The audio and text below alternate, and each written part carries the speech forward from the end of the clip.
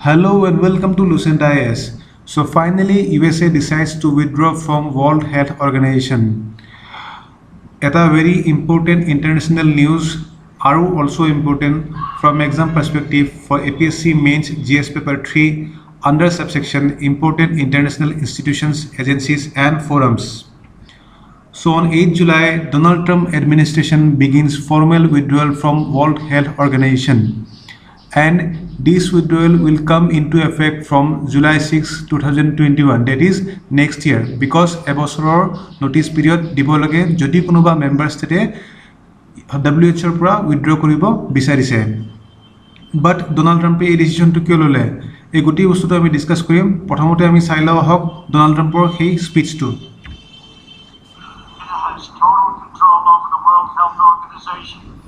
Despite only paying $40 million per year, compared to what the United States has been paying, which is approximately $450 million.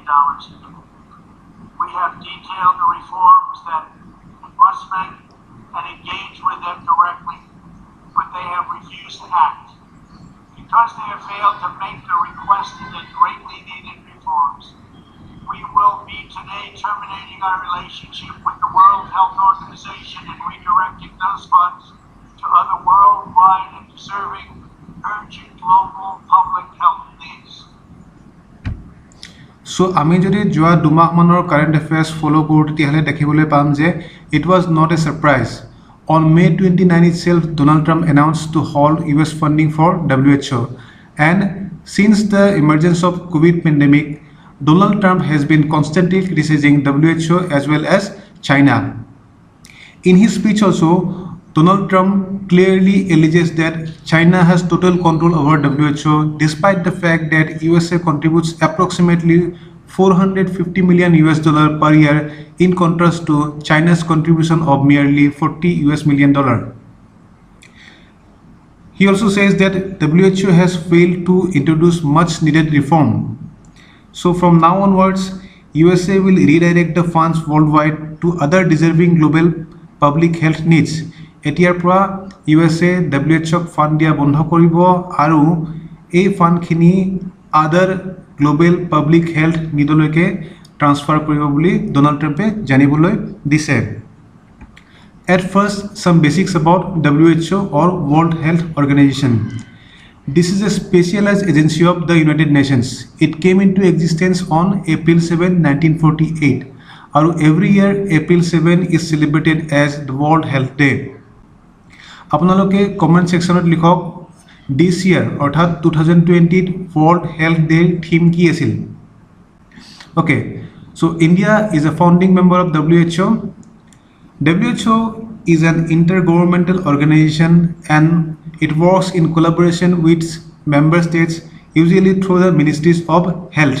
প্ৰত্যেকখন member stateৰ Ministry of Health generally nodal agency হিচাপে কাম কৰে সেই concerned stateখনত. It has 194 member states, 150 country offices and 6 regional offices. Regional office of the Southeast Asia is located at New Delhi. এই 194 member states to এতিয়ালৈকে WHO website দেখাই আছে because অহা বছৰৰ পৰাহে US withdrawal to in effect আহিব আৰু সেই কাৰণে এতিয়ালৈকে 194 দেখাই আছে পিছত এটো 193 হৈ যাব।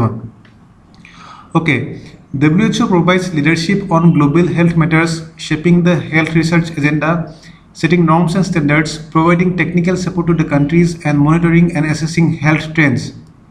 Its headquarters is at Geneva, Switzerland. Now about the governance of WHO. The World Health Assembly is the governing body of the WHO. প্ৰত্যেকখন মেম্বাৰ ষ্টেটে ইয়ালৈকে নিজৰ ডেলিগেটছ পঠায় আৰু প্ৰত্যেকখন মেম্বাৰ ষ্টেটৰ পৰা not more than 3 delegates আহে আৰু তাৰ ভিতৰত এজন চিফ ডেলিগেট থাকে। The World Health Assembly meets in regular annual session and sometimes in special sessions as well. Now about the funding of WHO. There are 4 kinds of contribution to WHO. First one is assessed contribution.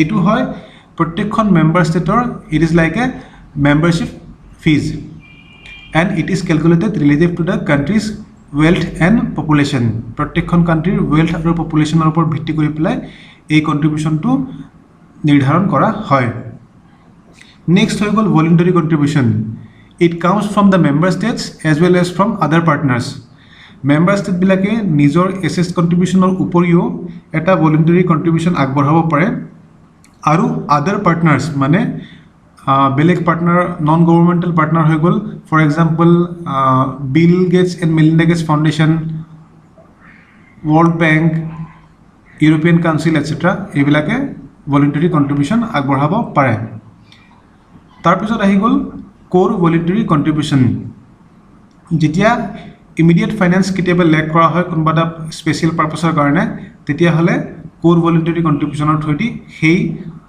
financial need to meet kora hoy and fourth one is pandemic influenza preparedness contributions it was started in the year 2011 to improve and strengthen the sharing of influenza viruses with human pandemic potential and to increase the access of developing countries to vaccines and other pandemic related supplies jetia konuba influenza virus e human pandemic or roop loy tetia hole developing countries bilaka jete vaccine aru other related supply বিলাক পাই থাকে তাৰ কাৰণে এই লাষ্টৰ PIP কন্ট্ৰিবিউশন to use কৰা হয় এতিয়া আমি চাই লও কান্ট্ৰি ওয়াইজ কিমান পাৰ্সেন্ট কন্ট্ৰিবিউট কৰা হয় WHO লৈকে sitting at the top is USA যাৰ কন্ট্ৰিবিউশন হয় highest which is around 14% second position আছে Bill and Melinda Gates Foundation with around 10% contribution which is followed by Gavi Vaccine Alliance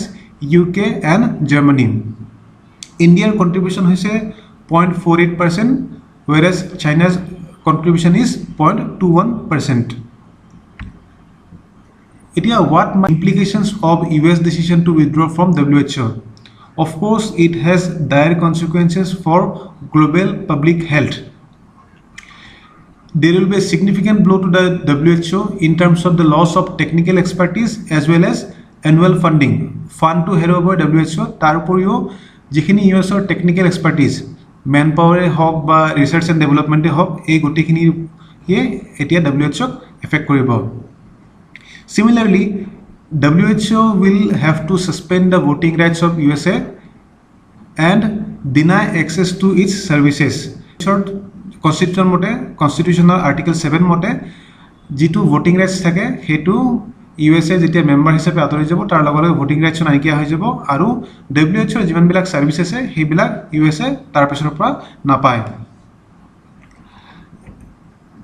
এতিয়া জুৱাকালি article লিখিছে the হিন্দুত very good article that about the implication of the US decision to withdraw from WHO it says that none gains on US withdrawal from WHO আৰু ইতিমধ্যে Donald ট্ৰাম্পৰ এই ডিসিশনটো লৈ পেলাই ক্ৰিটিসাইজ কৰা হৈছে not only in the US but globally also US or Democrat candidate for US presidential election Joe Biden কৈছে যে I will reverse the decision on the very first day in my office if I gets elected even Donald Trumpৰ নিজৰ party Republican পাৰ্টিৰ বহুত বিলাক সিনেটৰে Donald ট্ৰাম্পক request কৰিছে to withdraw this decision Globally criticize kora hoise expert bilake koise je it was completely unnecessary short sighted and unequivocally dangerous decision ei video to bunwa samoyleke India nijor official stand eko clear kora nai apunaloke ei decision tur upor ki bhabe comment box ot nichoyke likhi play janao so this was the end of this video apnaloke jodi video to paise bhal paise like koribo aru amar YouTube channel to subscribe koribo